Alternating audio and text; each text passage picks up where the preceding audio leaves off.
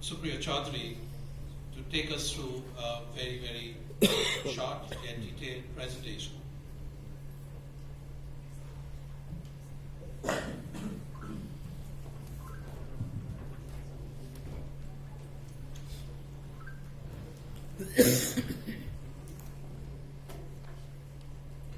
Thank you, Anish. So, I'm expected to take you through what we are doing, but the landscape has been set appropriately, that there is a problem. There are two very eminent institutions. Anish has done this for 20 years. Traditional University has done this for 150 years. And we are carrying that baton, as I just said, into solving this problem. So let me kind of talk about the problem that we see. India has expanded its education system rapidly over the last 15 years. New colleges have come up. The government is very intent to get the demographic dividend. It's one of the world's youngest countries. We have 2.1 million people coming to the working age every month. And we have to find jobs and we have to integrate them to the global economy. However, at the same time, the traditional sources of jobs and careers are changing. And that's happening for multiple reasons. One of them is technology. So we are looking at a significant challenge in terms of what jobs will be there. And the biggest challenge that we have is that we don't even know what those jobs would look like.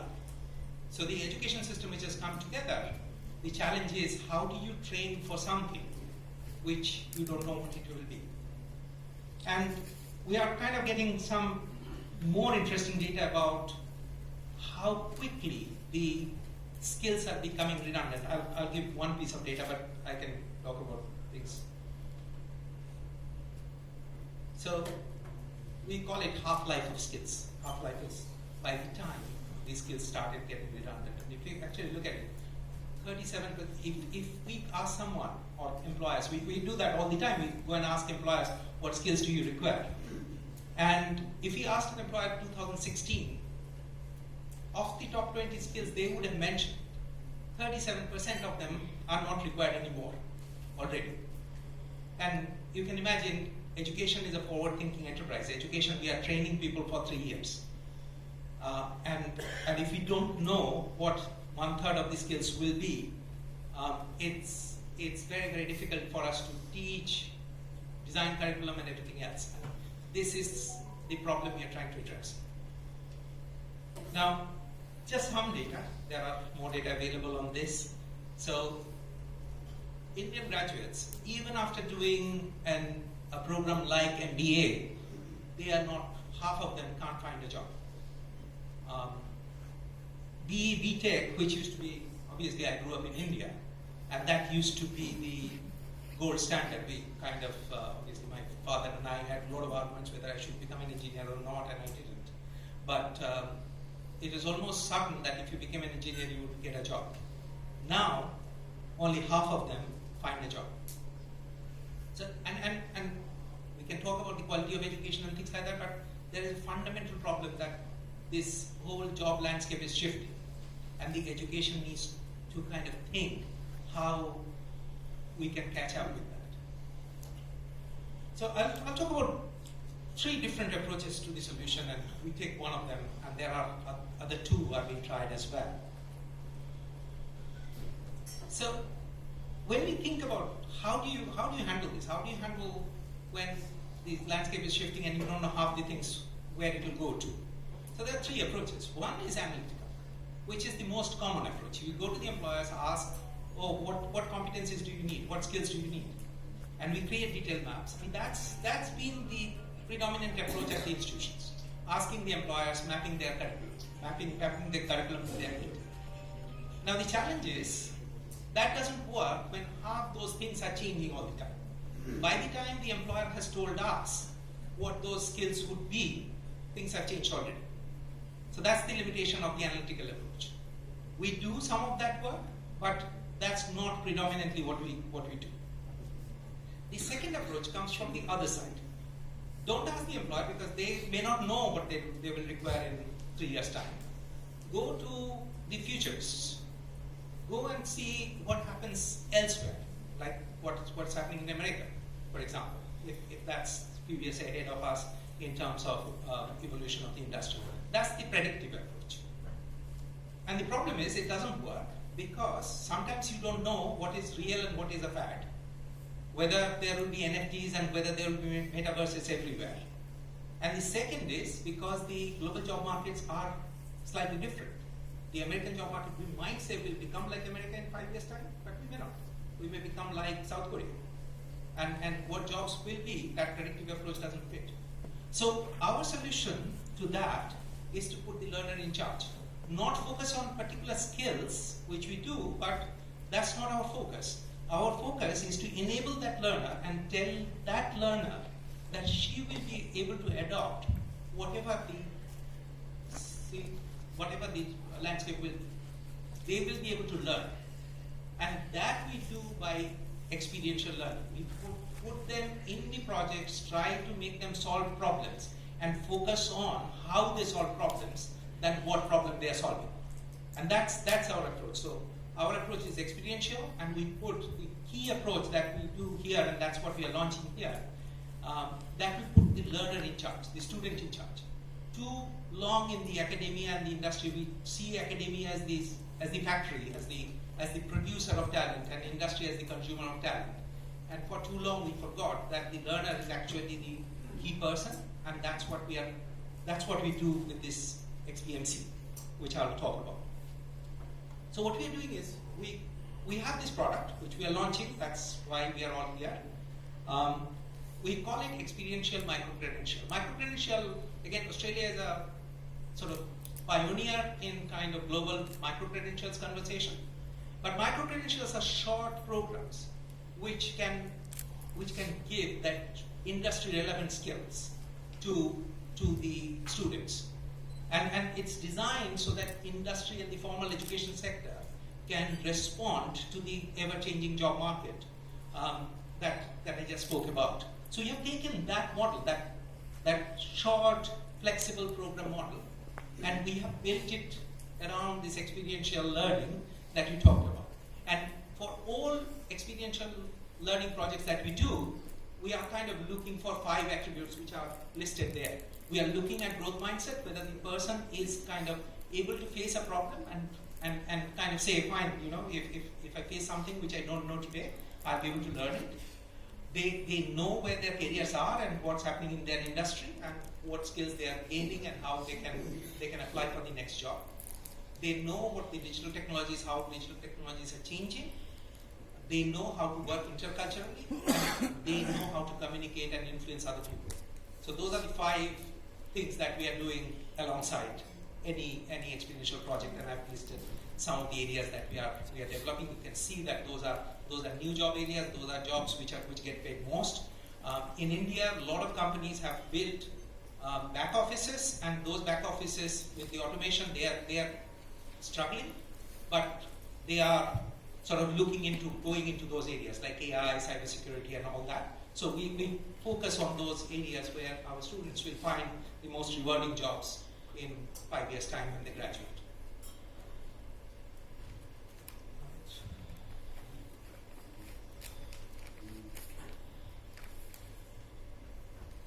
Okay, I'll wait for this slide to come on.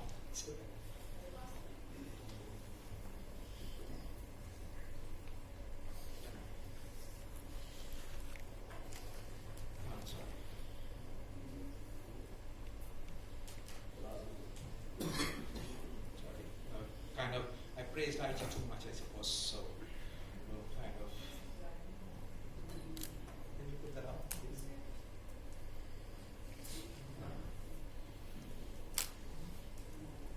So anyway, so while this slide comes up, so what we are aiming for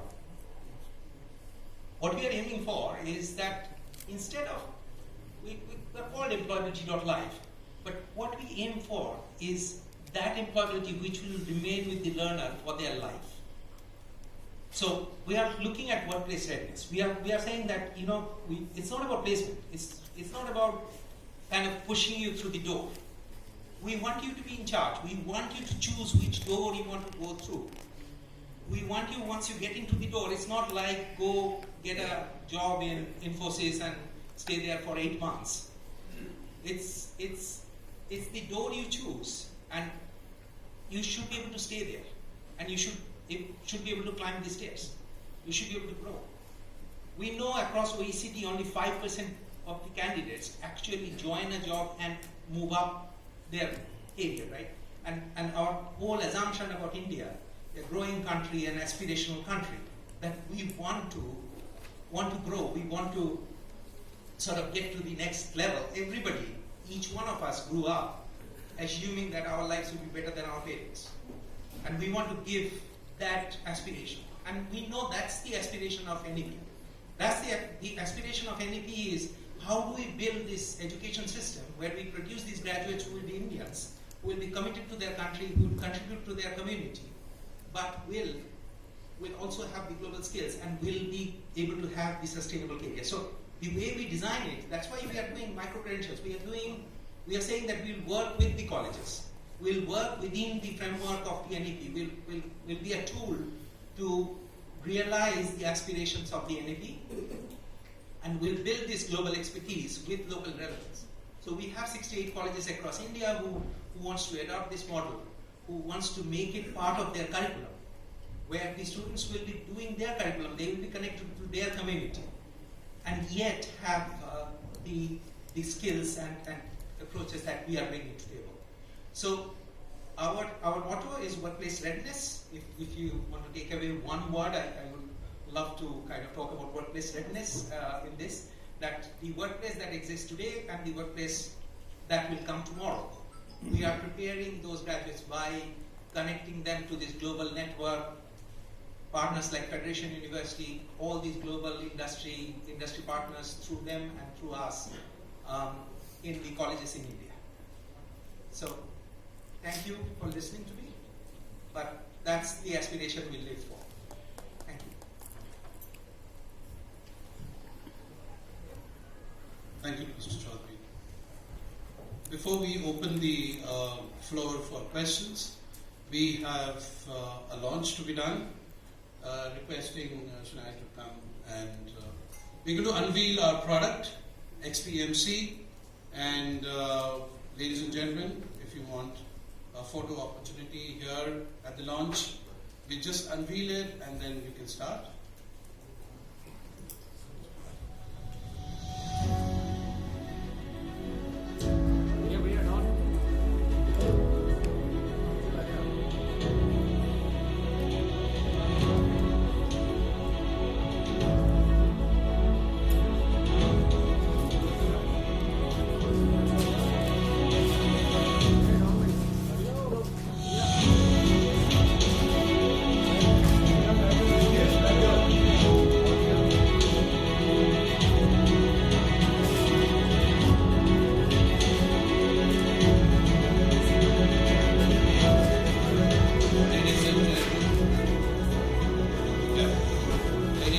That's XPMC for India, XPMC for the world.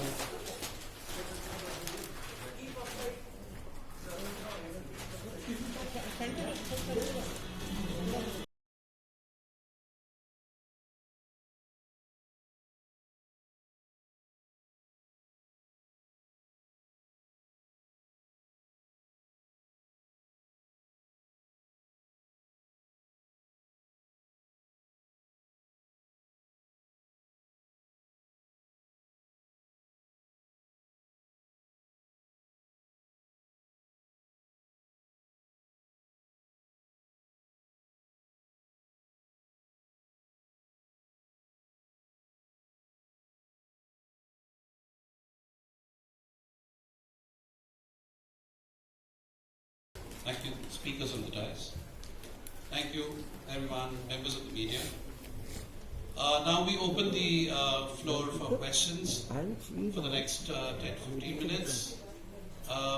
So we'll take some ground rules. We have our members on around here for the microphone to get traveled. So if you can raise your hands and we'll be right there. Hello या कौन बोल रहा है? आप अंदर है ना, meeting में? एक्चुअली मैं 10 मिनट मुझे मैं Lady बाहर out there. 10 मिनट में मैं आपको कॉल करता हूँ, आप मोबाइल में जो भेज Hi, Professor Bentley. This is Priyanka. I'm from Tax इसी के India. नंबर पे मैं call So I want to know as to how are you reaching out to the Indian colleges and universities? How do you think you're planning to promote micro-credentials hello in India? या आप मुझे 10 minute में मिलेंगे वहाँ पे जो Oberoi hotel से। So just repeat the question again. I want to know as to how you are planning to reach out to Indian colleges and universities. How will you collaborate with Indian youngsters? So I might pass to Dr. Malhotra just in terms of the Indian operation. So the way we are handling the Indian market along with Federation University is to run these XPMCs. As Supriyo mentioned, so these are experiential trainings. So these are the experiential projects that will also provide micro-credentials from international universities, Federation Universities as strategic partner. And we have signed up with 68 colleges in India to offer these programs within those colleges. So basically what these programs will do will provide that missing experience which is not available in their qualification.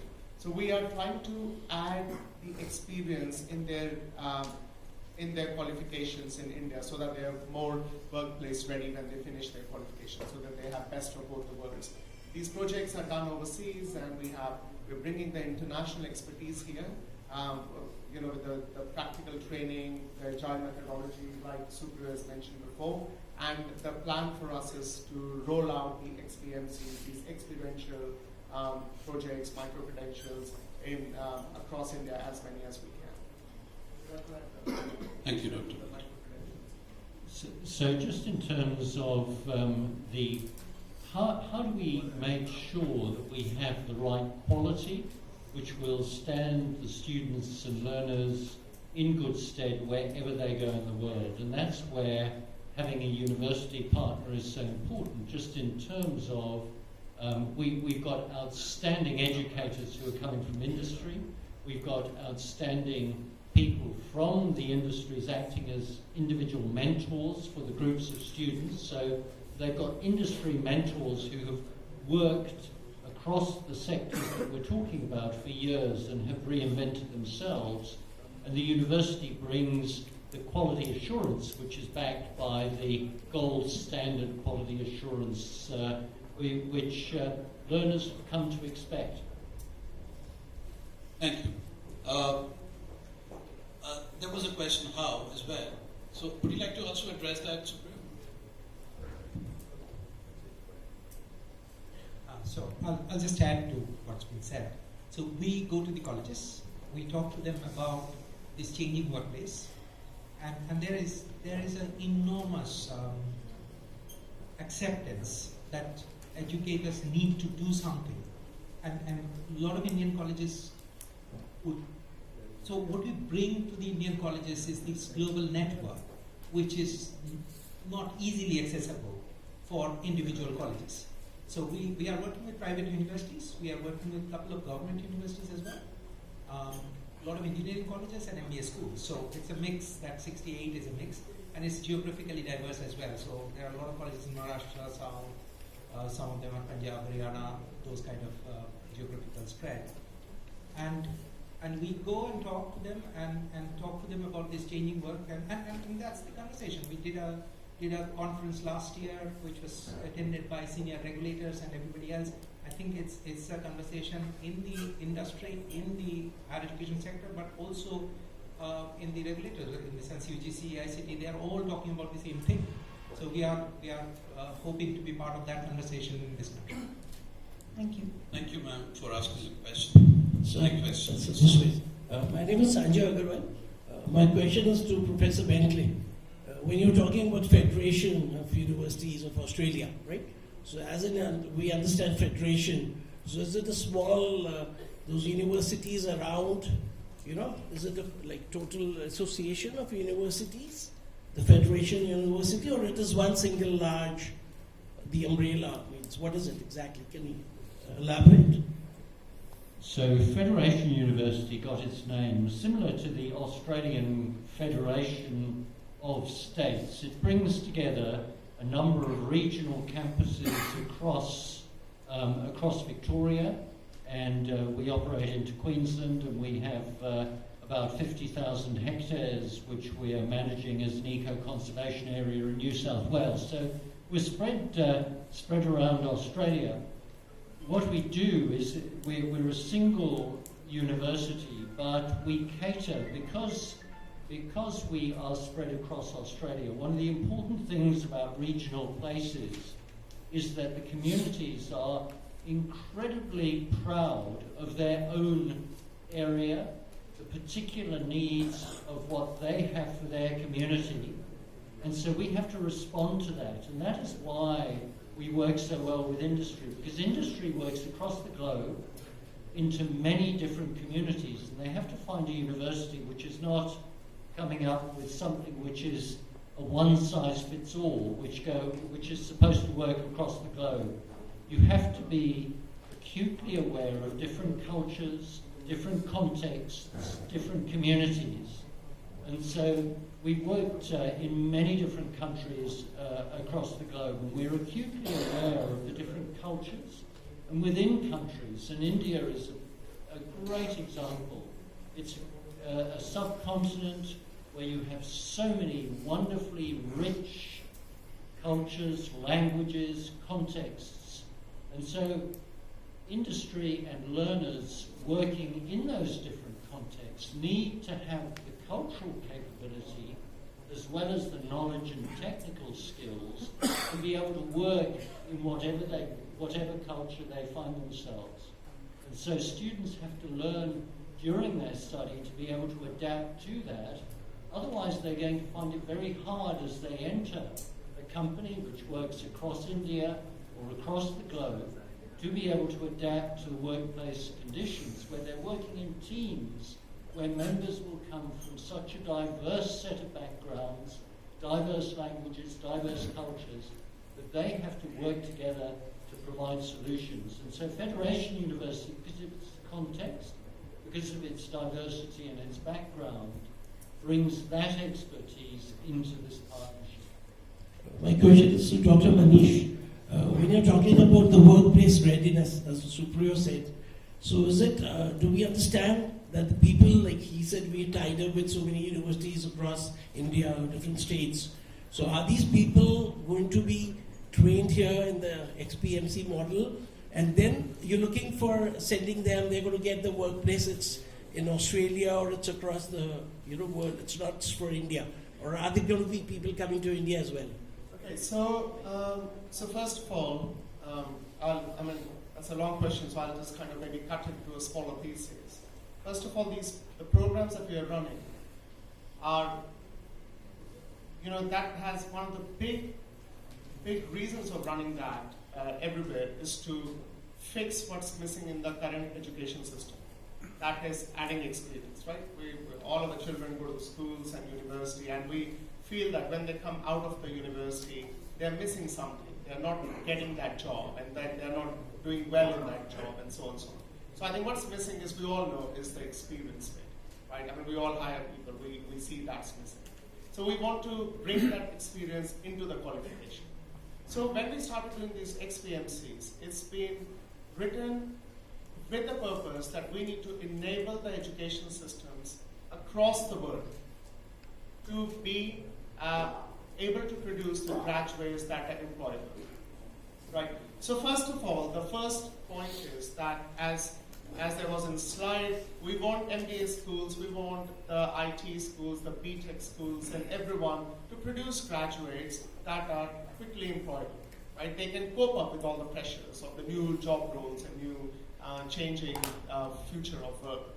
Now, saying that, the possibility for them to do these XPMCs, which are around 3 months project work, which is written by the industry, We have professional people involved with that. We have international mentors. We have a great piece of behavioral skills, technical skills, all embedded in that. And we are simulating the work experience there.